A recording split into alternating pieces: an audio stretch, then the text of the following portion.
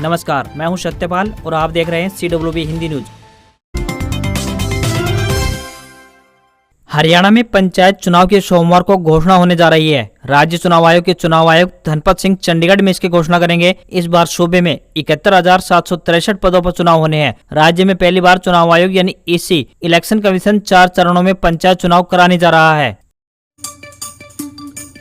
हरियाणा कांग्रेस की पूर्व प्रदेशाध्यक्ष कुमारी शैलजा शनिवार को करनाल पहुंची। मौका था कार्यकर्ता सम्मेलन का, लेकिन इस कार्यक्रम की चर्चा शैलजा को लेकर नहीं बल्कि पूर्व डिप्टी CM चंद्रमोहन की उपस्थिति पर ज्यादा रही। इस बात पर चर्चा हो रही थी कि चंद्रमोहन यहाँ क्यों, कैसे और किस लिए है, चंद्रमोहन के यहाँ आने के मायने क्या है। इन चर्चाओं की वजह से शैलजा का कार्यक्रम भी पीछे छूटा सा दिखा। जाहिर है कि शैलजा के लिए करनाल का कार्यक्रम प्रतिष्ठा की वजह माना जा रहा था। यह भी एक कारण है कि उन्हें चंद्रमोहन की मदद लेनी पड़ी हो। दरअसल एक दिन पहले यानी कि शुक्रवार को पूर्व CM भूपेंद्र सिंह हुड्डा भी करनाल में कार्यकर्ताओं के साथ बैठक करने गए थे।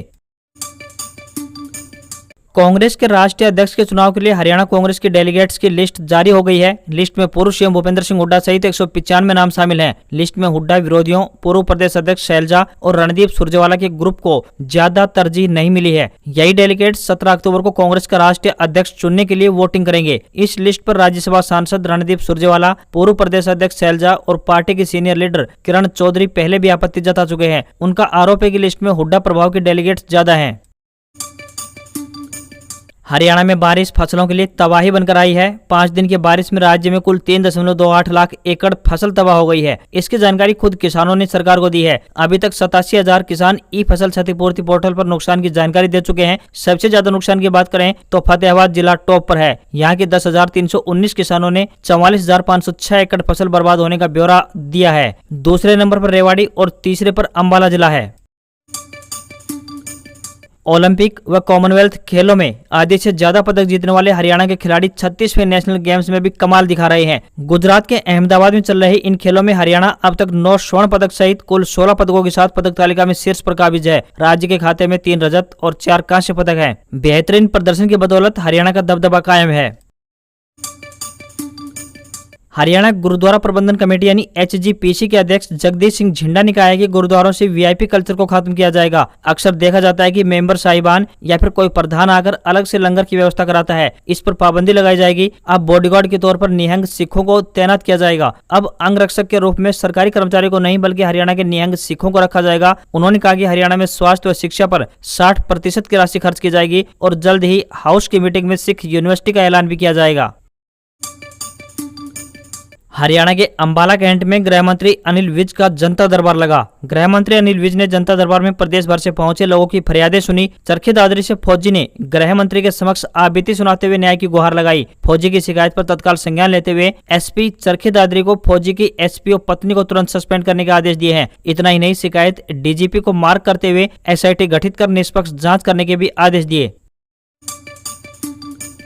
कांग्रेस नेता मल्लिकार्जुन खड़गे ने कांग्रेस अध्यक्ष के लिए नॉमिनेशन करने से एक दिन बाद राज्यसभा में नेता विपक्ष के पद से इस्तीफा दे दिया है। उन्होंने शनिवार को सोनिया गांधी को अपना इस्तीफा सौंपा। दरअसल कांग्रेस में एक व्यक्ति एक पद का सिद्धांत है। इसी के तहत खड़गे ने यह इस्तीफा दिया है। अब माना जा रहा है कि P चिदम्बरम या दिग्विजय सिंह राज्यसभा में उनकी जगह ले सकते हैं। KN त्रिपाठी के फार्म को खारिज कर दिया गया है क्योंकि यह निर्धारित मानकों को पूरा नहीं कर पा रहा था। अब कांग्रेस अध्यक्ष पद के लिए 2 मौजूदा दावेदारों में मल्लिकार्जुन खड़गे और शशि थरूर शामिल हैं। वापसी के लिए 8 अक्टूबर तक का समय है।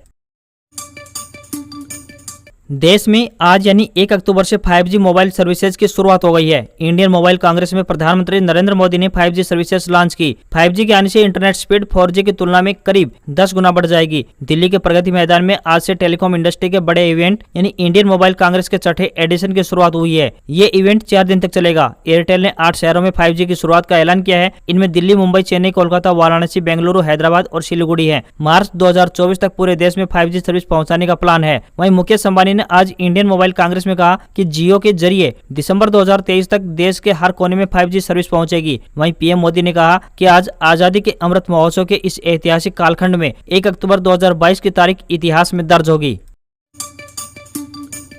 संयुक्त राष्ट्र सुरक्षा परिषद यानी यूएनएससी में पेश किए गए निंदा प्रस्ताव पर मतदान से भारत दूर रहा, जिसमें रूस के अवैध जनमत संग्रह की निंदा की गई। यह प्रस्ताव अमेरिका और अल्बानिया की तरफ से पेश किया गया था। इस प्रस्ताव के सपोर्ट में 10 देशों ने वोट किया और 4 देश मतदान में शामिल नहीं हुए। अमेरिका ने रूस की तरफ से यूक्रेन के 4 शहरों पर कब्जे को भी खारिज किया है। बाइडेन ने कहा है कि रूस ने जिन इलाकों को कब्जा किया है उसे अमेरिका स्वीकार नहीं करेगा। नाटो ने भी रूसी कब्जे को इंटरनेशनल लॉ का उल्लंघन बताया है। आज खबरों में बस इतना ही। देखते रहिए CWB हिंदी न्यूज। नमस्कार।